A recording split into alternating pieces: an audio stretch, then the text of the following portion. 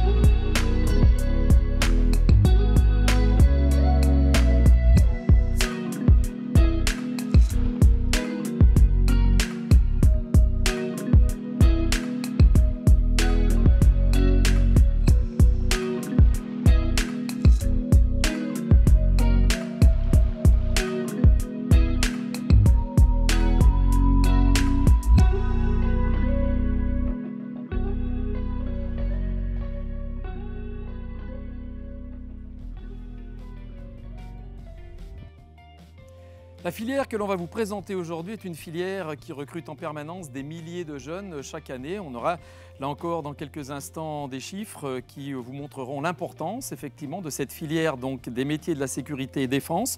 Donc tout ce qui concerne évidemment la police, la gendarmerie, l'armée et puis tous les métiers d'agents de sécurité. Nous aurons évidemment comme de coutume dans cette émission des jeunes qui viendront témoigner de leur parcours, des professionnels qui vous parleront de leur métier. Mais en attendant donc présentation de cette filière des métiers de la sécurité et défense sur votre écran.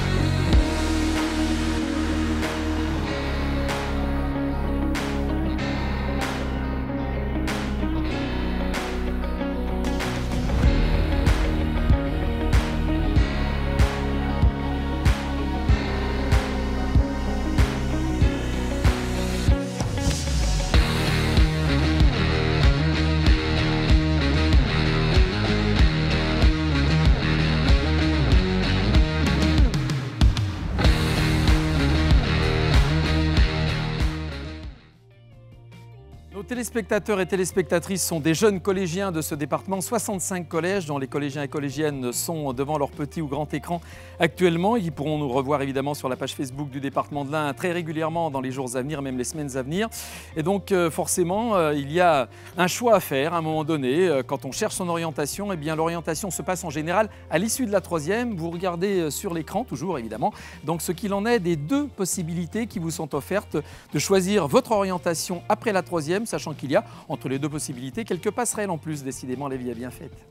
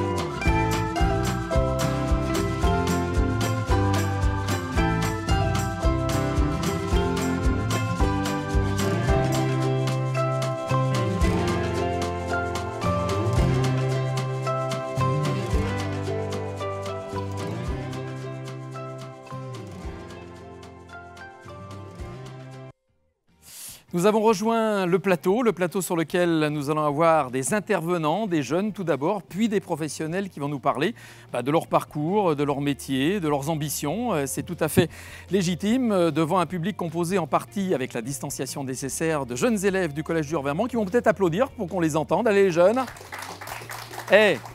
Ils sont bien, hein? Ils sont bien, parfait. On va accueillir tout de suite 3 jeunes qui sont en parcours de formation dans les métiers défense et sécurité. Je vous demande d'accueillir dans cet ordre-là Charlotte, puis Maëlys et enfin Enzo, voilà, qu'on peut de nouveau applaudir pendant qu'ils nous rejoignent. Merci. Je vous en prie. Bonjour jeunes gens. Merci d'être des nôtres. Alors je le rappelle, voilà, on a enlevé les masques bien sûr, puisque la distanciation nous permet de le faire. Sinon on les conserve, cela va de soi. On va commencer avec Charlotte, donc adjointe de sécurité, police nationale, au commissariat de Bourg-en-Bresse. Bonjour, chère Charlotte. Vous avez 25 ans, on peut donner votre âge? Ouais, allez-y. Allez, allons-y. Alors vous, en fait, vous allez être policière. On dit policier ou policière d'abord pour une femme? Policier.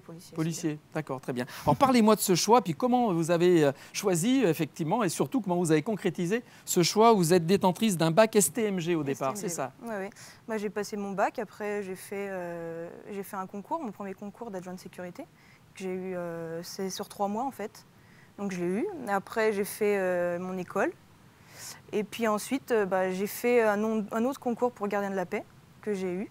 Et puis là, je suis en attente d'aller à l'école de gardien. D'accord. Et ça se passe où alors? L'école, elle est où exactement? Il y en a plusieurs en France en fait. On a dans les 4 coins de la France. Là, moi, pour adjoint de sécurité, j'étais à Chassieux, dans le Rhône. Et puis après, il y en a un peu de partout, dans le Nord, un peu de partout en France. Alors à partir de quel âge on peut devenir adjoint de sécurité en fait? À partir de 18 ans. D'accord. Ouais. À partir de la majorité, on peut se présenter. Alors, donc il y a un concours. Quand vous avez votre bac, en fait, il faut avoir le bac. D'accord. Ouais. Et gardien de la paix, effectivement, alors ça, c'est un autre concours. Là, on est vraiment opérationnel et on est titulaire, quoi. Oui, c'est ça, ouais, des titulaires. Oui. Alors, c'est une vocation, je crois, chez vous, Charlotte, oui. Un peu, non? Toute petite, déjà, vous rêviez, effectivement, de devenir policier. C'est ça. Oui, c'était... mon arrière-grand-père était en CRS. Et puis, j'ai voulu un peu suivre la chronologie de ma famille. Et puis... c'est vraiment une vocation, oui, depuis toute petite. Quand on est à l'école et au collège et qu'on dit aux copains-copines, j'aurais bien être policier, ils font quelle tête en fait? Oh non, pas ce métier. Et pourtant, il en faut. Ouais. Alors vous êtes une femme, évidemment, tout le monde le voit. Beaucoup de femmes dans la police nationale, de plus en plus. D'ailleurs, dans tous les métiers de la défense et de la sécurité, on voit de plus en plus de femmes. C'est ça, oui. Vous avez les mêmes missions que les hommes, soyons très clairs. Exactement, on fait la même chose. On a les mêmes missions. Oui. C'est pas parce qu'on est une femme qu'il faut se lancer. D'accord. Alors, quelles sont ces missions, justement, essentiellement? Vous faites quoi, alors? Il y a un peu de tout. Il y a du service public. Tout dépend de la branche où on va s'orienter, en fait, après le concours. Donc, moi, je peux faire, par exemple, un contrôle routier, des violences conjugales, des personnes qui sont désorientées dans la rue. Enfin, il y a vraiment toutes sortes de missions. Il y a aussi d'autres métiers, mais là, qui ressortent peut-être d'une autre formation. C'est tout ce qui concerne les enquêtes judiciaires, non? C'est autre chose, ça, non? Oui, ça, c'est dans les bureaux. Moi, je suis sur le terrain, en fait. Et après, il y a des personnes qui sont dans les bureaux qui, justement, quand on fait des interpellations, c'est ce type de personnes qui vont faire l'enquête. D'accord. Donc là, vous allez être policier bientôt, gardien de la paix, logiquement, si tout va bien. Stagiaire, oui, au début, pendant 1 an, et ensuite, je serai vraiment titulaire. D'accord. Et vous souhaitez continuer comme ça le plus longtemps possible? Mon but ultime, c'est d'aller dans la brigade des mineurs. D'accord. Ouais. Pourquoi? Qu'est-ce qui vous plaît là-dedans? J'aime bien. Après, il y a le passé, il y a les collègues qui parlent de ce métier-là. J'ai vraiment envie d'aller dans cette brigade. D'accord. Et puis, il y a un vrai travail de terrain, puis de proximité aussi avec les gens, c'est important. Oui. Il faut être à l'écoute de la population, surtout. On dit souvent qu'on est aussi un peu le bureau des pleurs quand on est dans un bureau de police, dans un commissariat, non? Oui. On en voit et on en entend des vertes et des pas mûres, non? C'est ça, oui. Après, il faut savoir trier un petit peu le vrai du faux et puis faut être neutre en fait. Faut pas juger les gens. Prendre du recul. Oui. Pas être trop impliqué, être impliqué mais pas trop. Faut laisser. Quand on met l'uniforme, je pense que c'est notre uniforme qui parle et c'est pas. Faut être humain aussi, mais je veux dire, il faut laisser le côté maison chez soi. Les qualités pour être un bon policier, c'est quoi? Il faut être à l'écoute, il faut être dynamique et un petit peu sportif. Ouais, quand même. Un petit peu, pour courir après ceux auxquels on doit courir, derrière lesquels on doit courir, parce que le gendarme et le voleur, le policier et le voleur, ça existe toujours. Oui. Donc voilà, il faut être en bonne santé, effectivement. Merci beaucoup, Charlotte. Merci, on vous applaudit. On va applaudir effectivement le témoignage de Charlotte, donc adjointe de sécurité, qui sera bientôt Gardien de la paix, oui, on dit policier ou gardien de la paix. Gardien de la paix, oui. Gardien de la paix. Oui, c'est le premier grade. D'accord, très bien. Gardien de la paix, parce qu'on garde la paix, quoi. Voilà, on fait en sorte que la paix perdure. Hein, voilà, on fait tout ce qu'il faut en tout cas. Voilà. Maëlys, bonjour Maëlys. Bonjour. Maëlys, qui elle a 18 ans, est en première année de bac pro au lycée Caria de Bourg-en-Bresse pour devenir Je voudrais aller dans les pompiers, dans les marins-pompiers, pardon. les marins-pompiers. Oui. D'accord. Alors, pour l'instant, c'est une formation de sécurité, d'agent de C'est ça. sécurité un peu, c'est ça, non? Oui, on fait des stages avec les professionnels comme la police, la gendarmerie ou même l'armée de terre. Donc après, c'est selon les personnes s'ils veulent aller dans chaque métier. Après, chacun a son choix et la filière est ouverte à tous les métiers, donc c'est ça qui est bien. Et après, je me plais vraiment dans cette filière en tout cas. Ouais, ça vous plaît, hein, Maëlys. Alors bon, c'est un choix vocationnel aussi, ou c'est un peu le hasard? Vous avez découvert ça comme ça, en voyant de la lumière dans un bureau, vous êtes rentré, vous êtes dit tiens, pourquoi pas, non? Et Comment ça bah, s'est passé le choix en fait? J'ai découvert ça grâce à Information Orientation. Donc j'ai découvert ça quand c'était à Interexpo. Et ça m'a tout de suite plu, quoi. Les professeurs m'ont tout de suite intégré en me disant que c'était une filière qui pourrait me correspondre parce que j'attendais quelque chose de bien carré, qui soit vraiment professionnel et qui me plaise. Donc ça m'a tout de suite plu. Et ça fait maintenant 3 ans parce que j'ai fait un CAP avant de rentrer dans le bac pro. Donc voilà. D'accord. Alors il faut être carré, il faut être évidemment donc quelqu'un d'organisé, hein, d'ordonné, voilà. Bon, sportif aussi, on l'a bien compris. Marin-pompier, pourquoi ce choix des marins-pompiers? Parce que c'est pas banal ça quand même. Non, c'est pas banal. Mon grand-père était marin-pompier et les pompiers, ça m'a toujours intéressée. Et je me dis, marin-pompier, au moins, c'est vraiment militaire. Et je pense aussi le Sud qui me dit viens. Donc je pense que c'est vraiment le métier que je veux faire plus tard et qui fera ma carrière. Parce que marin-pompier à Bourg-en-Bresse, c'est Non, dans le c'est département de vrai. l'Ain, c'est compliqué. Hein. Ouais. La mer n'est pas très loin, mais il faut quand même 3 heures de route, D'accord. quoi, hein, effectivement. D'accord. Donc la formation, c'est quoi? Alors vous avez quoi comme matière, par exemple, au niveau du lycée? Des matières générales? On a des matières générales et des matières professionnelles. Donc une journée type pour moi, c'est le matin, on peut avoir 4 heures de sécurité, donc soit police, sécurité privée, ou alors 4 heures de pompiers et sécurité incendie. Et l'après-midi, on peut avoir des maths, du français, de l'histoire, même de l'espagnol ou de l'anglais. D'accord. Et puis donc des stages régulièrement? Des stages. Là, par exemple, au mois d'octobre, j'ai fait un stage une semaine au CFP de Chassieux, à la CRS 45. Et là, dans pas longtemps, je fais 2 semaines de stage à l'armée de terre pendant 2 semaines. D'accord, très bien. Histoire de découvrir un petit peu ça, comment ça se passe et puis de métiers, voir si ce qui plaît vraiment, si C'est ça ça. plaît vraiment, voilà, si on supporte aussi globalement l'ambiance Voilà. et tout. L'avenir, donc marin-pompier, et puis après, vont continuer à grimper un peu dans la hiérarchie Oui, des c'est ça, pompiers. grimper. Puis avec mon CAP, je peux aussi faire, au cas où j'ai un problème dans les marins-pompiers, je peux faire un métier dans la sécurité privée. Donc même si SIAP ou agent de sécurité dans un supermarché ou voilà, n'importe. Des métiers en plein développement, hein, C'est ça. ça. Il y a une vraie demande. Hein. Oui, donc ça sera toujours demandé, je pense, et on a toujours aussi des possibilités, des portes à ouvrir dans ces métiers. Combien de filles dans votre classe? Il y a plus de garçons que de filles, je suppose, quand même, non? Eh bien non, pas du tout, au ben alors, contraire, ça Tiens, se prends ça. dynamise. Voilà, bilingue, qui Donc, pose des il y a grosses plus de filles que de garçons, donc c'est ça qui est bien. Ça montre aussi que les filles ont leur place et il n'y a pas que les garçons qui peuvent faire les métiers de la sécurité. Donc c'est vraiment bien. On est sur une classe de 24, on est pratiquement 12 filles et le reste en garçons à peu près. Donc c'est vraiment bien, je trouve. Donc c'est cool. Alors c'est bien parce que les filles en plus, bon, je suppose que voilà, il y a une approche un peu différente des garçons Oui, quand c'est même, vrai. non? Hein, même Et par rapport à la population, aux gens que oui, vous avez oui. en face de vous, hein, je suppose. On n'approche pas les gens de la même façon, on n'a pas forcément plus de maturité, mais c'est une différente approche par rapport à la situation aussi qu'il y a. Par exemple, comme disait ma collègue, si pour une intervention de violence conjugale, un garçon ne va pas traiter de la même manière la situation qu'une fille. Donc c'est ça qui est bien aussi, qu'il y ait les deux, c'est bien. Alors, les collégiens nous posent des questions régulièrement en amont de chacune des émissions. Là, du côté du collège Chintreuil de Pont-de-Vaux, on avait effectivement donc, des questions existentielles sur le fait est-ce qu'on a le droit de taper quand on est dans la défense sécurité, de taper sur les gens? Je serais tenté de dire non a priori. Enfin, on peut se défendre, mais a priori, le but du jeu, Ça c'est quand même dépend pas d'envoyer les des cas. tartines, comme on dit C'est trivialement. ça. Hein. Non, c'est pas le but. La violence ne résout pas tout, comme on dit. Mais non, c'est pas le but de taper quelqu'un, vraiment. Ça dépend aussi de la situation, mais vraiment, c'est pas le but de taper les personnes. Ouais, vaut Vaut mieux parler, régler les problèmes en parlant qu'en tapant. La conciliation pacifique, Oui, voilà, c'est la ça. discussion, effectivement. Merci beaucoup Maëlys, Bah, en de tout rien. cas qu'on peut applaudir également. Jeunes gens, merci beaucoup. Enzo, donc 16 ans et demi, hein, voilà, encore pas tout à fait 17 ans. Pas tout à fait, au mois de juillet. Au mois de juillet, d'accord, très bien. Bah, il va faire encore plus chaud que maintenant, il fait déjà très bon. Hein. C'est le printemps, profitons-en. Alors toi, tu es en deuxième année de CAP, agent de sécurité au lycée Caria également. Alors parle-moi un petit peu de ce choix aussi à ton niveau. À quel moment tu t'es décidé à te lancer dans cette formation-là et puis pourquoi surtout? Bah, c'est plutôt une vocation depuis que je suis jeune. J'ai toujours rêvé de faire gendarme et étant troisième, quatrième, je ne savais pas trop où m'orienter. Du coup, j'en ai parlé avec ma conseillère d'orientation du collège et puis je suis allé 2 fois au salon d'Interexpo et j'ai découvert du coup la filière professionnelle métier de la sécurité au lycée Caria à Bourg-en-Bresse et j'ai décidé de postuler en bac pro et en CAP agent de sécurité. J'ai pas été retenu en bac pro, du coup je suis allé dans le CAP qui est une bonne alternative. Donc suite à notre CAP, on peut faire une passerelle première bac pro métier de la sécurité. D'accord. Et toujours envie d'être gendarme plus tard Oui, quand même? toujours envie. Toujours cette volonté-là. Oui, Ça toujours tombe bien, cette on en a vocation. des gendarmes aussi là qui vont intervenir tout à l'heure. Tu pourras prendre des contacts, hein, sait-on jamais. Qu'est-ce qui te plaît en fait alors dans ces métiers-là, toi? Franchement, c'est quelque chose qui m'a toujours attiré. Mon père est un ancien gendarme. Il a été dans le PSIG et dans la garde républicaine aussi. Ah ouais. Oui, et du coup, à mon avis, il y a ça qui a joué. Mon grand-père, enfin mon arrière-grand-père est aussi un ancien gendarme.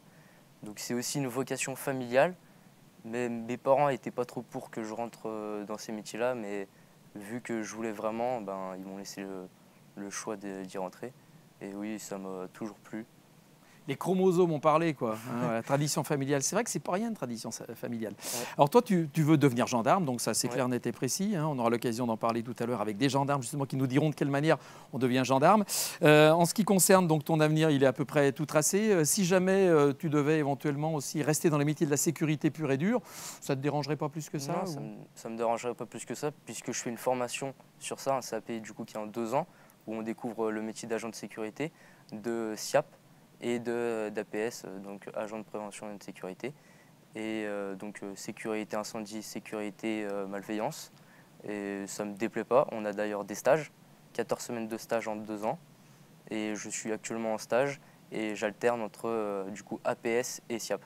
D'accord. Donc effectivement, agent de sécurité, donc Oui. de surveillance, et puis SIAP, donc c'est pour tout ce qui Oui. concerne incendie et choses comme ça, effectivement. C'est D'accord, exact. très bien.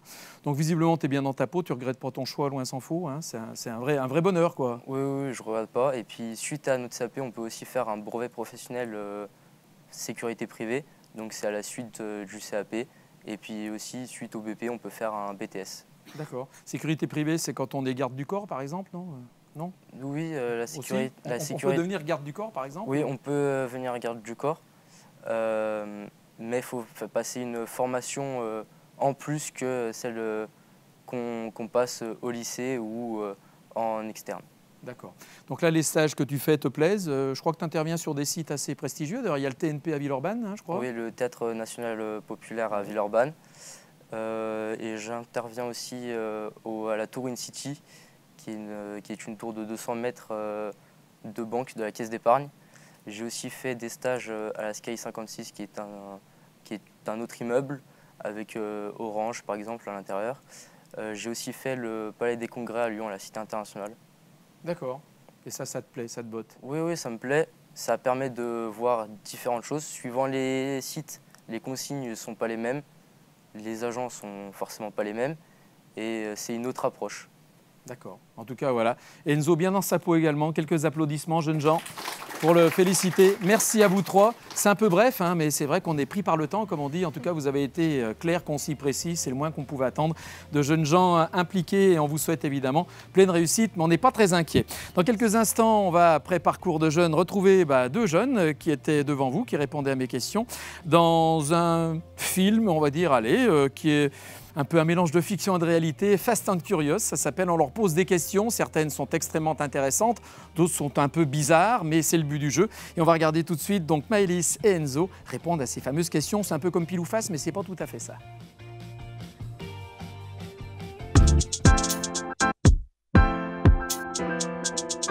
Bonjour, alors je m'appelle Enzo Marin, j'ai 16 ans et je suis un CAP agent de sécurité au lycée Caria à Bourg-en-Bresse. Et je suis en train de rentrer en tant que pompier volontaire. Je m'appelle Maëlys Malfondé, j'ai 18 ans, je suis en première bac pro métier de la sécurité. J'ai fait un CAP avant, ça fait 3 ans que je suis dans la filière et voilà.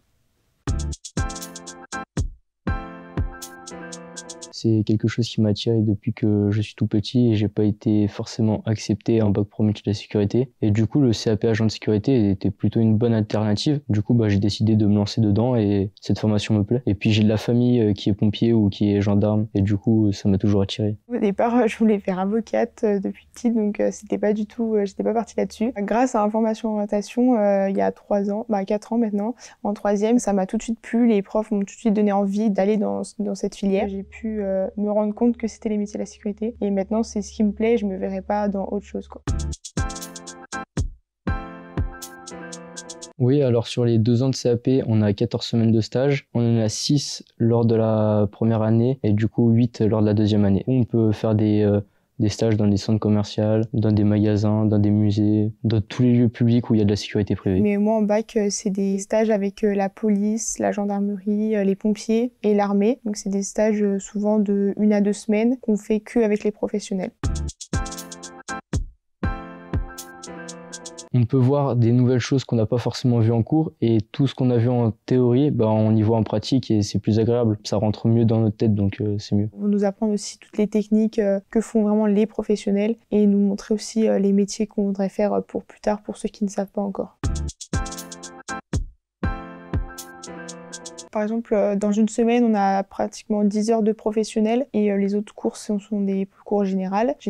Après, on a des stages, donc, comme j'ai dit, souvent c'est des stages d'une semaine qu'on passe chez la police, par exemple. Et ils nous apprennent tout ce qui est technique de police, les interpellations et tout. Et là, au mois de juin, on part un mois à l'armée. 2 semaines à l'armée, pour voir vraiment des situations. On va nous faire partir à la forêt, dormir, prendre sur soi, quoi. Donc ça va être super intéressant, je pense.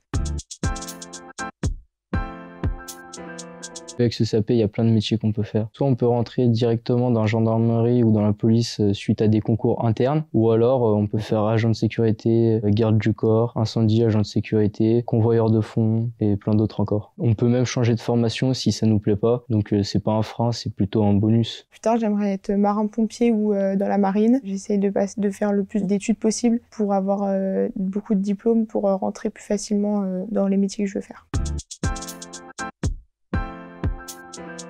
Moi, je le conseille de vraiment faire ce qu'il aime, venir poser des questions, de s'informer et surtout, n'hésitez pas à franchir le pas, à venir dans un lycée qui offre cette possibilité de filière de sécurité si c'est ce que vous aimez.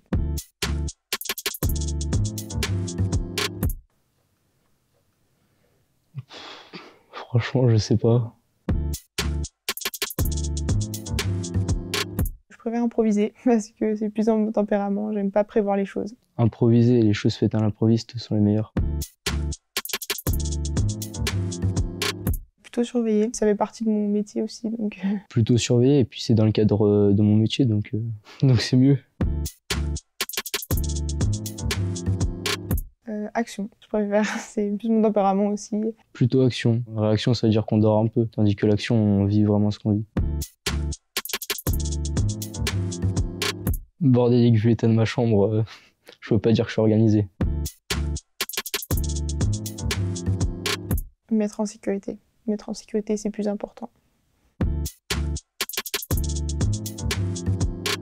Plutôt alarme. Les alarmes, c'est dans mon métier, c'est mieux que le réveil, ça veut dire qu'on part en intervention. Non, c'est plutôt une passion, je trouve ça bien de faire le métier qu'on aime et du coup c'est cool.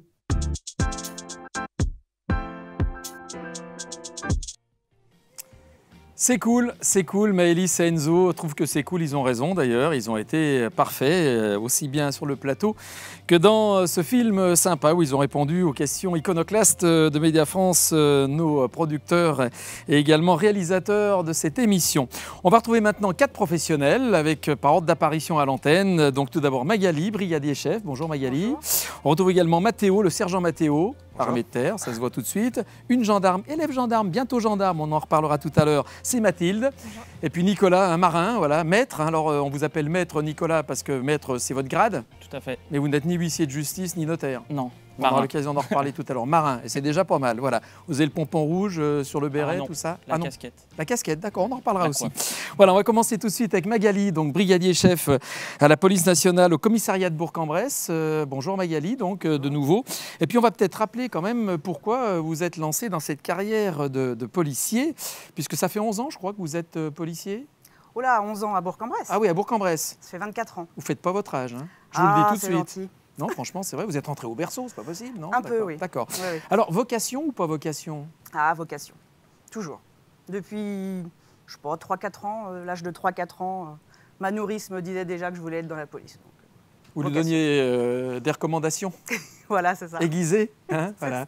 Qu'est-ce qui vous plaît alors, dans votre métier? Parce que là, ça fait effectivement donc, plus de 20 années que vous l'exercez. Vous avez toujours autant de passion pour ce métier? Toujours. Toujours, puisque c'est tous les jours différents. On est au contact du public, on est là pour aider les gens, protéger, assurer la sécurité des personnes et des biens. C'est juste exceptionnel en fait, ça se renouvelle tous les jours. Alors, on va parler un peu de votre parcours, hein, donc parcours scolaire normal, je suppose, voilà, pas de souci. Puis Oui. après, donc effectivement, orientation en direction de la police nationale. Alors, vous avez fait quoi? Des concours? Oui, alors moi classiquement j'ai passé le bac économique et social, et puis j'ai pas eu trop envie de continuer derrière, donc comme je voulais être dans la police, voilà, j'ai passé le concours de gardien de la paix. Et D'accord. puis j'ai eu de la chance de l'avoir tout de suite, donc effectivement à 19 ans j'étais dans la police, quoi. D'accord. Et là, vous êtes brigadier chef, donc vous êtes gradé, on va dire, hein, voilà, au niveau du commissariat. Donc vous avez des missions qui sont assez diverses. Je crois que vous avez une partie bureau, une partie terrain, c'est un peu ça, non? Alors j'ai eu du terrain, maintenant j'en ai beaucoup moins. Maintenant c'est plus du bureau. Effectivement, sur une carrière comme ça, pour le moment un peu plus de 20 ans, on commence par la voie publique, oui, la police secours, les interventions police secours, donc l'appel 17. Mais moi actuellement maintenant je suis en état-major, donc c'est plus le relationnel avec les partenaires, les différents partenaires institutionnels pour créer des conventions de coopération, recueillir de l'information, mettre en place des dispositifs. C'est un autre type de police maintenant que je fais. Puis ça m'empêche pas de retourner sur le terrain dès qu'il y a besoin en fait. Ouais. Ça vous C'est plaît, quand même ça? la fibre, c'est quand Oui, même oui, la base. oui. C'est l'essence, la base même du métier. Exactement. Alors, vous voyez arriver des jeunes, c'est pas trop dur de recruter dans la police nationale, sachant que la police, elle est un peu à toutes les sauces aussi souvent, hein, voilà. Quand tout va bien, on la voit pas trop, quand tout va mal, on la voit, mais bon, voilà, on arrive à recruter ou pas? Oui, on arrive. On voit qu'il y a toujours un engouement, il y a toujours un certain engouement. Des années où c'est peut-être un peu plus dur que d'autres. Honnêtement, moi, je ne suis pas dans le recrutement, donc je ne peux pas vous donner des tendances exactes, mais il y a toujours des candidats. D'accord. Ça ne tarit pas. D'accord. Et une carrière de policier ou de policière, ça peut se faire dans le même commissariat ou il faut changer de temps en temps? Comment ça se passe? C'est un choix personnel ou Alors c'est vrai que dans la police, on n'a pas obligation de muter. Alors si on reste gardien de la paix, on peut ne pas muter, hein, ne jamais muter. Maintenant, avec la prise de grade, souvent un grade fait qu'on va muter, qu'on va partir pour prendre son grade. Puis après, on peut demander tout simplement une mutation pour changer de commissariat, changer d'air. Vous êtes bien à Bourg, vous, pour l'instant, toujours? Oh bah oui, très Pas envie bien. de changer d'air spécialement alors, Oh du coup? non, après une douzaine d'années sur la région parisienne, Bourg, on est très bien. Ouais, d'accord. Et après brigadier chef, alors possibilité de monter encore dans la hiérarchie ou pas? Oui, je peux atteindre major par le jeu des examens internes. Donc là, potentiellement dans quelques années, j'aurai le grade de major. C'est D'accord. l'examen, donc on attend. Et vous aussi êtes le symbole vivant de cette féminisation, mais aussi, on va dire, de cette mixité dans la police nationale, hein. Il y a de plus en plus de femmes. Oui, on a Bourg d'ailleurs est très représentatif, hein. On a on a environ un tiers de femmes. Donc c'est très honorable et ça se passe très bien. Même, ça ne m'étonne pas. Oui, très bien. Merci beaucoup Magali, Merci qu'on à va vous. applaudir très fort, voilà, parce que la police, la gendarmerie, il faut les applaudir, il faut le dire quand même, voilà, parce qu'on est quand même bien content qu'ils soient là quand il y a des pépins. Juste à côté, le sergent Mathéo. Sergent, bonjour. Bonjour. Voilà. Alors, on donne que les prénoms, hein. C'est comme ça pour tous les métiers de la sécurité publique, voilà, ou de l'armée, on donne que le prénom parce que c'est comme ça, il y a un problème de confidentialité, et puis c'est tout, et puis c'est très bien ainsi. Donc Mathéo, sergent au 68e régiment d'artillerie à La Valbonne, c'est ça? Oui, c'est ça. Alors comment on devient artilleur à La Valbonne quand on s'appelle Mathéo, quand on est un jeune enfant et qu'on se dit bah tiens, qu'est-ce que je vais faire plus tard? Allez. Tout commence par une fois l'obtention du bac ou même sans le bac. C'est ça qui est bien dans l'armée. On va voir le CIRFA de sa région, donc le centre de recrutement, qui lui va nous épingler selon ce qu'on veut faire, selon la spécialité.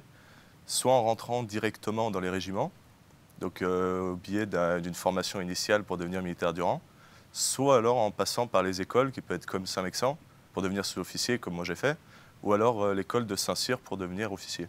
D'accord. Donc là, sergent, c'est un grade déjà quand même. Il y a caporal, sergent, etc. Après, on peut continuer à monter comme ça encore un peu? Ah oui, on peut toujours continuer de monter. Bah, c'est ça qui est avantageux avec l'armée. C'est que n'importe où on commence, n'importe quel grade on commence, on peut toujours monter plus haut. Et c'est le but de l'armée. Si jamais on ne veut pas monter, bah, ça ne sert pas à grand-chose. Alors pourquoi l'artillerie, Mathéo? Et qu'est-ce que c'est que l'artillerie? Allez, pour ceux qui ne connaissent pas. Un artilleur, c'est quoi un artilleur? Bah alors l'artillerie, parce que j'ai choisi ce domaine de spécialité que moi, j'appréciais particulièrement. Et l'artillerie, bah, c'est toujours ce qu'on appelait les canons et les observateurs qui vont être là pour donner aux canons tous les ordres qu'il va falloir leur donner. D'accord. Vous occupez quel poste précis en tant qu'artilleur? Vous dirigez une petite équipe, je crois, c'est ça, non? Alors moi, je suis adjoint du chef d'équipe. D'accord. Ok. Et c'est une équipe de combien en général? Alors moi, dans ma spécialité, parce qu'il y a deux, on va appeler ce qu'on appelait l'avant et l'arrière. Et à l'avant, comme je suis, on est par équipe de 4 personnes. D'accord, très bien. Donc vous êtes le numéro 2 sur les 4, quoi. Oui, c'est ça. Voilà, d'accord. Vous êtes juste derrière le chef, quoi. Oui, c'est ça. Son adjoint. Alors parlons effectivement des missions de l'armée. L'armée qui intervient un peu partout. Vous êtes, on va dire, susceptible d'aller à l'étranger, partout en France, ailleurs, etc. Une armée dont on dit que c'est aussi, au niveau de ses missions, une armée de paix de plus en plus que de guerre en ce moment, c'est ça?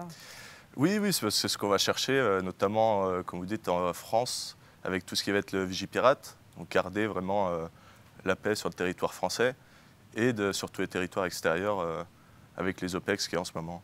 D'accord. Ça vous dit d'aller en OPEX ou pas? Ou pour l'instant vous êtes bien là? Ah bah normalement c'est le but quand on veut rentrer, c'est aussi ce goût d'aventure qu'on a d'aller voir dans les pays extérieurs et de voyager un petit peu en même temps. Alors, je parlais des questions de nos collégiens tout à l'heure, le collège Antoine Chintreuil de Pont-de-Vaux, il y a également le collège de Saint-Genis-Pouilly, Jacques Prévert, qui nous pose beaucoup de questions par rapport à l'armée en disant, voilà, bon, est-ce que c'est dangereux? Ben, oui, plus que rentier, quoi, quand même, faut reconnaître. Voilà. Ce sont des métiers à risque un peu quand même, quoi. Ah bah oui, il y a toujours des risques. Un des inconvénients, c'est qu'il faut être capable, faut se sentir de faire le sacrifice ultime. Ouais. D'accord. Il faut être capable aussi, quand il y a un ennemi en face, c'est lui ou vous, quoi. Toujours, mais sur la détente aussi, quoi. Toujours dans le cadre de la légitime défense. On est bien d'accord. Donc voilà. Donc effectivement, il faut être prêt à toutes ces missions-là, qui sont des missions importantes et régaliennes, évidemment. Donc bon, il y a des dames aussi dans l'armée de terre, comme dans tous les corps d'armée, d'ailleurs, je crois. Oui, c'est ça. Le pourcentage de l'armée de terre en ce moment est à peu près à 16%. Et il augmente petit à petit chaque année, parce que les femmes sont de plus en plus présentes dans les recrutements. D'accord. En ce qui concerne la préparation des stages, même quand on a signé un contrat, ce qui est votre cas, contrat de 8 ans, je crois, dans l'armée, oui, c'est ça, tout à fait. Vous continuez à faire des stages, des préparations, il faut être en permanence prêt à intervenir, quoi. C'est ça, faut toujours faire des stages, toujours s'améliorer dans n'importe quel domaine, faut s'intéresser à tout aussi, être très là-dedans. Et c'est ce qui est bien, c'est qu'ils proposent énormément de stages sur tout, n'importe quelle formation qu'il peut y avoir. On en parle avec Nicolas tout à l'heure également dans la marine comme dans l'armée de terre. En plus, il y a plein de métiers parce qu'on parle des soldats, mais il n'y a pas que ça. Il y a l'intendance, il y a plein de choses. Il y a une multitude de métiers dans l'armée en fait. Ah oui, on peut venir dans l'armée pour faire n'importe quel métier. Il y a plus de 100 métiers différents, enfin sans spécialité. On peut très bien devenir RH ou alors aller dans les ordinateurs, SIC-Info, tout comme devenir météorologue.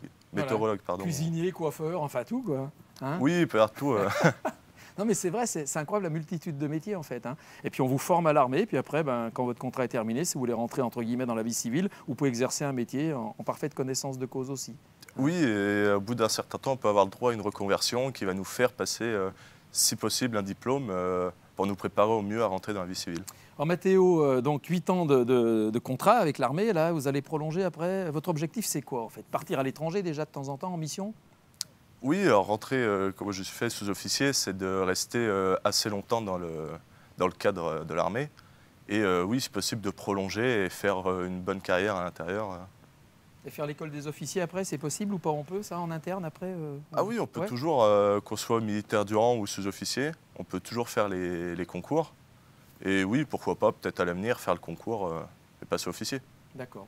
On vous retrouve dans allez, une quinzaine d'années, voilà, peut-être pas en tant que général, mais capitaine, allez, hein, on prend le pari. Bon, on peut essayer. Merci Mathéo, qu'on va applaudir également très fort. Merci. Merci. Voilà, donc l'armée de terre et le régiment d'artillerie de la Valbonne dans le département de l'Ain, bien sûr. Mathilde, bonjour Mathilde. Bonjour. Élève gendarme, mais bientôt gendarme, c'est pour le mois de juin, c'est ça? C'est ça, tout à fait. Alors, parlez-moi un peu de votre parcours aussi. Et là, pour l'instant, vous n'êtes pas complètement gendarme alors. C'est ça. Alors, j'ai commencé. Pour ça, vous avez la frite là sur. Ce qu'on appelle la frite. Ah, d'accord. Exactement. Vous avez la frite, ça se voit, parce que vous avez le sourire et tout. On voit que vous avez la banane et la frite. Mais par contre, alors oui, vous n'êtes pas encore titulaire à part entière pour l'instant. C'est ça. En fait, j'ai signé un contrat de sous-officier de gendarmerie. Et pour valider ce statut-là et passer de carrière, on a besoin de valider certains acquis qui se font sur une formation de 1 an pour passer ce qu'on appelle gendarme sous contrat. Et encore quelques temps après une expérience de 4 ans minimum en gendarmerie ou dans les armées, en fonction des reconversions, on devient gendarme de carrière et on évolue dans les échelons. Alors parlez-moi, vous, de votre vocation. Est-ce que c'est une vocation, justement? Comment ça s'est passé? Puis après, on parlera au quotidien de votre boulot dans la brigade de Morvel-en-Bresse et Saint-Trivier-de-Courte. Parce que vous êtes sur le terrain, d'ores et déjà. Ce n'est pas parce qu'on est élève qu'on n'est pas sur le terrain, déjà. Pourquoi vous êtes dirigé vers la gendarmerie nationale? Alors déjà parce que je voulais trouver un métier où je pouvais être utile, où je pouvais rendre service aux autres. Et d'un autre côté, j'étais intéressée par le côté militaire. J'ai rencontré un gendarme qui m'a dit que ce que je recherchais, je pouvais le retrouver en gendarmerie. Donc j'ai tenté le concours gendarme adjoint volontaire qui permet de découvrir la gendarmerie sans forcément être sous-officier. Donc c'est quelque chose qui peut durer jusqu'à 6 ans, c'est des contrats renouvelables jusqu'à 6 ans. Donc c'est ce que j'ai fait moi pendant 4 ans avant de passer le concours sous-officier de gendarmerie que j'ai obtenu l'année dernière. Donc je suis partie de nouveau en école de gendarmerie à Chaumont. J'y ai fait 5 mois et donc je suis arrivée sur le terrain dans l'Ain au mois de novembre où je suis actuellement, donc à Montrevel-en-Bresse. Alors vous faites quoi concrètement sur le terrain? Le boulot de tous les gendarmes, quoi, en fait, une mission de proximité, de relation avec la population, voilà. Un gendarme, c'est quelqu'un qui intervient dans beaucoup de domaines aussi, en fait. Exactement. La plus grosse différence, on va dire, avec la police, c'est que nous, on va faire un peu de tout. Il y a eux, la police secours et les personnes qui s'occupent du judiciaire dans les bureaux. Nous, la différence, c'est qu'on va traiter un peu de tout. Donc, on va autant accueillir les victimes, intervenir sur les violences, faire des contrôles au bord de la route, chercher les alcoolémies, les vitesses, etc. Donc, c'est quelque chose qui est extrêmement varié, surtout en brigade. Alors, la grande différence, elle est sectorielle aussi, hein, parce qu'en fait, la gendarmerie est plutôt dans le secteur rural et puis la police plutôt en urbain. C'est un peu ça, hein, je crois, la différence. Oui, il y a cette différence-là. Donc, on a un secteur beaucoup plus vaste, on va dire, et la police est plutôt dans les zones urbaines. Et la différence également, c'est qu'on a toujours un statut militaire. En plus du ministère de l'Intérieur, on dépend du ministère des Armées. Donc, ça nous confère encore ce statut militaire que la police n'a pas forcément, qui sont fonctionnaires. Voilà, avec des brigades où les familles sont souvent un peu réunies. Hein. Voilà, faut être prêt à la promiscuité un peu avec les collègues, hein, je crois. Ça existe toujours, ça, un petit peu, on vit toujours en caserne, on est logé par la gendarmerie. On a nos familles qui vivent en caserne également, donc on n'a pas besoin forcément de chercher un logement extérieur. Ça existe, j'ai certains collègues qui habitent en extérieur mais qui ont toujours un logement pour les astreintes. On a besoin d'être toujours prêt et disponible dès qu'il y a besoin. Voilà, bon, c'est un choix évidemment, donc que vous assumez pleinement. Donc en juin prochain, ça y est, vous êtes enfin gendarme. Et après, alors, vous voyez dans quelle carrière vous allez continuer dans la gendarmerie le plus haut possible, ou comment vous êtes déjà engagé dans une réflexion un peu sur l'avenir? Alors oui, continuer en gendarmerie, c'est sûr, parce que j'ai passé ce concours d'officier, parce que c'est quelque chose qui me plaisait déjà. Et ce que je chercherai plus tard, c'est le judiciaire. Les unités de recherche m'intéressent particulièrement, donc pour ça il faut obtenir un diplôme qui s'appelle l'OPJ, officier de police judiciaire. Donc c'est cet objectif-là d'ici quelques années, et les unités de recherche, brigade de recherche, section de recherche, pourquoi pas, on ne sait jamais. Et puis il y a aussi toute cette branche de ceux qui cherchent un peu les indices, là, tous ceux qui sont un peu dans le médical, qui sont un peu dans les ADN, les choses comme ça à la cote, avec les séries télé notamment. Hein, ça fait pas mal de pubs, je crois. Hein. Oui, c'est pas forcément exactement comme à la télé, c'est un peu moins joli, on va dire. Ouais. Mais effectivement, c'est quelque chose il y a besoin de monde aussi à ce niveau-là. C'est quelque chose de super intéressant, rechercher des empreintes, de l'ADN, c'est intéressant aussi, oui. Merci beaucoup, on vous applaudit également. Donc merci chère Mathilde, voilà, élève gendarme et donc gendarme à partir du mois de juin prochain. Et puis on va prendre la mer maintenant, la haute mer avec Nicolas, donc, dont le grade est maître dans la marine, c'est ça. Ça équivaut à quoi pour l'armée de terre? Sergent-chef. D'accord, très bien. Mais je vous appelle maître. Tout à fait. Pas de souci. Alors vous avez aussi un beau parcours déjà dans la marine nationale, Nicolas. Alors, je rappelle que vous êtes au CIRPA à Lyon, évidemment, mais vous avez été l'un des membres éminents du porte-avions Charles de Gaulle. Quelle aventure! Tout à fait. J'y suis resté pendant 6 ans et demi, à peu près, affecté sur le porte-avions Charles de Gaulle en tant que technicien aéronautique naval. Donc, je m'occupais de la maintenance des avions qui appontaient sur le porte-avions Charles de Gaulle. Oui, parce que le paradoxe de la marine nationale, c'est qu'il y a aussi des gens qui volent. Il y en a qui flottent et d'autres qui volent, parce qu'il y a aussi des avions. Tout à fait, tout à fait. C'est vrai qu'on a un assez grand spectre au niveau des métiers. Justement, avec l'aéronautique navale, on pourrait penser que ça appartient à l'armée de l'air, mais non. Les avions et les pilotes sont des marins. On a les fusiliers marins qui va plutôt s'apparenter à l'armée de terre, mais qui, eux, sont là pour protéger les bases navales et aéronavales. Donc voilà, on a un assez grand spectre aussi avec les forces sous-marines, qui est quand même un métier particulier. Et bien entendu, les forces de surface, avec tous les bâtiments de surface, avec en tête de liste le porte-avions Charles de Gaulle.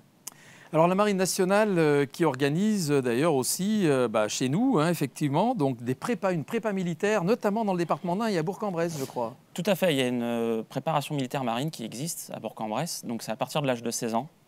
Il faut être recensé. Et en fait, ça se passe donc sur une année scolaire environ de septembre à juin. C'est 15 samedis dans l'année, où justement il y a plutôt une partie théorique où on apprend un petit peu le métier de marin, de militaire, on marche au pas, on apprend à monter, démonter une arme, voilà ce genre de choses. Et ensuite ça se concrétise avec une période bloquée de 5 jours sur Toulon où on peut visiter des bateaux et la préparation militaire marine de Bourg-en-Bresse a la chance d'être parrainée par le bateau VAR, le bâtiment de ravitaillement VAR. Donc ils embarquent pendant 1 ou 2 jours sur ce bâtiment et du coup ils sont au contact direct avec les marins et vivent pendant 2 jours embarqués. Parce que ce qu'il faut dire, c'est que quand on est sur un navire en pleine mer comme ça, ou un porte-avions comme le Charles de Gaulle, on part pour des mois et des mois. Tout à fait. Les missions, c'est entre 4 et 5 mois environ, avec une multitude de missions. On est présent sur pas mal de théâtres, en soutien et aussi en action. Donc voilà. Puis bon, sous-marinier, ça c'est encore une autre branche. Là, il ne faut pas être claustrophobe. Non, c'est sûr. Et les missions sont souvent même un peu plus longues, ça peut pousser jusqu'à 6 mois. Et forcément, oui, il ne faut pas être claustrophobe. Mais si on a la vocation, c'est un très beau métier. Je me doute, oui. Je me doute. Et vous, l'avenir, alors là, vous faites un peu de la formation, du renseignement, vous allez retourner dans l'opérationnel? Alors, c'est l'idée. Le but, un militaire, c'est d'être dans l'opérationnel, d'évoluer. On va dire que c'est une petite pause, de venir en CIRFA, mais le but c'est de continuer et de progresser dans les armées. Il y a un réel escalier professionnel, je dis bien escalier et pas ascenseur, parce qu'il faut fournir des efforts, mais il y a un réel escalier et on s'en rend compte. La preuve, moi en quelques années j'ai réussi à évoluer. J'ai commencé en tant que simple technicien et sur le porte-avions j'ai fini en tant qu'adjoint d'atelier avec entre 5 et 6 personnes sous mes ordres, donc c'est quand même une belle expérience et avec des possibilités d'évolution et on nous donne des responsabilités assez vite. Voilà, en tout cas, il y a un point commun entre vous quatre, c'est la passion qu'on a bien ressentie dans vos témoignages, et puis c'est le fait aussi que vous représentez des armes ou alors des corps, ou alors on va dire des corps constitués qui sont autant d'occasions pour des jeunes de rejoindre des métiers passionnants, parce qu'on recrute dans la police, dans l'armée de terre, dans la gendarmerie, dans la marine, l'armée de l'air aussi, n'en parlons pas, on recrute un peu partout, en permanence, on a besoin en permanence de jeunes. Tout à fait. Ouais. Tout à fait, et les armées sont très demandeurs. Alors, on peut avoir la vocation, mais on peut ne pas l'avoir. Les armées fournissent forcément des formations, on forme des gens à des métiers, donc ça reste intéressant. Merci beaucoup, Maître Nicolas, qu'on va applaudir également. Voilà, toujours nos collégiens du Revermont à Bourg-en-Bresse. Voilà, écoutez, on va vous libérer en vous remerciant de nouveau de vos témoignages. On vous écouterait pendant des heures, mais malheureusement, nous sommes contraints par le temps. Et dans quelques instants, on va retrouver Blandine Mézerette, directrice du CIO, Centre d'information et d'orientation à Bourg-en-Bresse, pour répondre aux questions de nos collégiens. Alors, j'ai déjà évoqué quelques collégiens à travers leurs questions très opérationnelles sur les dangers, les choses comme ça. Bonjour, chère Blandine. Merci d'être avec nous. Alors, vos questions, dans quelques instants, on va les retrouver, ces questions. Voilà, Blandine, avec d'ores et déjà quelques réponses, bien sûr, des professionnels présents. On va regarder tout de suite la première question qui va apparaître à l'antenne, après notre petite musique. À quels métiers principaux font référence sécurité et défense? Quels sont les principaux métiers en fait, de sécurité et défense? C'est Laurine, élève de 3e, qui nous pose cette question. Alors Laurine, elle a dû se rendre compte qu'on avait déjà commencé à répondre à cette question, hein, en entendant les témoignages. Le petit film aussi, qui était parfaitement bien instructif. Alors elle a raison de dire, déjà de distinguer 2 domaines. La sécurité, c'est plutôt des professionnels qui vont intervenir sur la protection, pour la protection des personnes, des biens, des installations. Alors on va retrouver les métiers de la gendarmerie, de la police, mais aussi le policier municipal, les pompiers, le douanier, qu'on n'a pas cité, mais qui existe aussi dans ce domaine-là. Et puis les métiers de la sécurité privée qui ont été évoqués, agents de sécurité. Je pense même au métier de responsable, hygiène, sécurité, environnement. Dans les entreprises, on dit le pompier civil dans les entreprises. Et puis à côté de ces métiers de la sécurité, on va trouver les métiers de la défense. Et là, c'est plutôt la protection des territoires, on l'a bien compris aussi. Alors sous-entendu, la protection des populations aussi. Je ne vais pas citer la centaine de métiers qui a été évoquée, mais on peut dire artilleur, conducteur de char, fusilier marin par exemple, contrôleur aérien, hein, pour en citer quelques-uns. Voilà, Merci. Ils sont nombreux ces métiers. Parfait Blandine. Deuxième question, on a pris un petit peu de retard, mais parce qu'on a eu beaucoup de témoins, puis c'était passionnant évidemment. Où se font les études, les principaux lieux d'enseignement dans notre département notamment? C'est Léandre, élève de 4e, qui pose cette question. Alors Léandre, là aussi, elle a bien compris maintenant que finalement, toutes les voies de formation mènent au métier de la sécurité ou de la défense. Hein, je pense notamment à Charlotte qui a fait un bac STMG, et puis Maëlys et Enzo qui sont eux dans une formation professionnelle choisie tout de suite après la 3e. Alors c'est ce qu'on peut dire. Après la 3e, on peut s'engager dans une filière professionnelle, pas forcément en lien direct avec les métiers de la sécurité. On peut aussi choisir un bac pro en convention avec l'armée. Il n'y en a pas dans l'Ain, il y en a dans le Rhône. Et puis dans l'Ain, il y a donc le bac pro et le CAP qui ont été, hein, avec les témoignages qu'on vient d'entendre, sur les CAP agents de sécurité et métiers de la sécurité qui mènent à ces secteurs. Et puis ça a été évoqué, je ne sais plus par qui, mais on a parlé de l'enseignement supérieur. Et dans l'enseignement supérieur, il y a aussi des formations qui mènent au métier de ce secteur. Alors je pense, d'ailleurs, la personne l'a évoqué, il y a le BTS, il y a un BTS, oui. Management opérationnel de sécurité, un professionnel qui va encadrer les agents de sécurité. Et puis il y a aussi un BUT maintenant en 3 ans, hygiène, sécurité, environnement, qui peut permettre de travailler dans les entreprises pour tout ce qui est vérification des installations, les nuisances, les pollutions, les risques, et qui va intervenir sur ce champ-là. Et puis dans l'enseignement supérieur, il y a aussi la formation du droit, parce que ce sont des métiers où la loi, on la rappelle et on la fait respecter. Donc le droit, ça peut être une idée pour ensuite s'engager dans ce type de secteur. Parfait Blandine. 3e et dernière question, donc parmi les vingtaines ou trentaines de questions qu'on a pu recevoir, les études sont-elles constituées uniquement de pratiques ou y a-t-il des parties théoriques? C'est Mehdi, donc, qui est en 4e, qui pose cette question. On a cru comprendre qu'il y avait un peu les deux. Hein. Il y a les deux. Hein, donc c'est ce qu'expliquait Maëlys, hein, quand elle a donné sa journée type. Le matin, c'est des matières, un enseignement professionnel. L'après-midi, des maths, des sciences physiques, des langues. Alors on pourrait se demander pourquoi. En fait, c'est toujours important qu'il y ait une proportion donc, qui va varier hein, selon la formation. Plus elle est professionnalisante, plus l'aspect formation pratique va être important. Mais en même temps, la théorie, elle va nourrir la pratique. Et puis inversement, la pratique, elle va mieux être comprise parce qu'on a on comprend le soubassement théorique de son geste professionnel. Tout bêtement, quand on intervient sur quelqu'un qui vient de se noyer, qu'on va tenter de réanimer, le geste professionnel va être meilleur si on sait un peu comment ça se passe à l'intérieur. Absolument. Merci beaucoup Blandine. Voilà, on rappelle que François. les CIO sont à disposition des élèves et de leurs familles dans chacun des collèges du département de l'Ain pour donner tous les renseignements sur l'ensemble des filières représentées. Bien écoutez, voilà, ainsi s'achève cette émission. Merci de l'avoir suivi. Merci à toute l'équipe technique. Merci à la direction de la com du département de l'Ain, aux chambres consulaires et à l'inspection académique bien sûr. On se retrouve la semaine prochaine, même lieu, même heure. Donc toujours au collège du Revermont avec une filière très importante dans notre département. Il s'agira de la filière bois. Voilà. Eh bien, écoutez, bonne fin de semaine à toutes et à tous. À très bientôt. Au revoir.